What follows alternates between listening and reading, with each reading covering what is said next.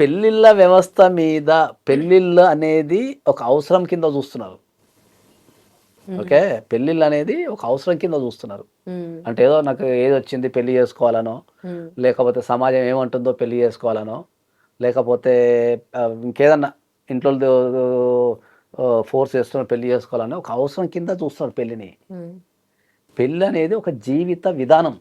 నేను అదే చెప్తున్నాను. హ్మ్. అందరికీ చెప్పేదేంటి అంటే పెళ్లి అనేది ఒక జీవిత విధానం. హ్మ్. సో, నువ్వు దాన్ని ఎప్పుడైతే ఒక పెళ్ళిని అవసరం కింద చూస్తావో, హ్మ్. అప్పుడే నీకు డైవర్స్ అయితది. కరెక్ట్. ఆ! కానీ పెళ్ళనేది ఒక జీవిత విధానము. దానికి కొన్ని రూల్స్ ఉంటాయి, రెగ్యులేషన్స్ ఉంటాయి. అవి పాటించాలా అనేది అర్థమైతేనే నీకు పెళ్ళనేది సక్సెస్ అయితది. హ్మ్. ఆ! ఓకే. గబక్కన ఏదో అవసరానికి పెళ్లి చేసుకుంటున్నారు. అవసరం తీరంగానో, తీరకపోతేనో డైవర్స్ అంటున్నారు. అదే. అందుకే ఫెయిల్యూర్ అయితున్నాయి ఫెయిల్యూర్ పెళ్ళిళ్ళు. అయితుంది సిస్టమ్. హ్మ్. మనం మనం అందరం ఏం నేర్పాలి? మన మన యువతరానికి ఏం నేర్పాలంటే పెళ్లి అనేది అవసరం కాదు.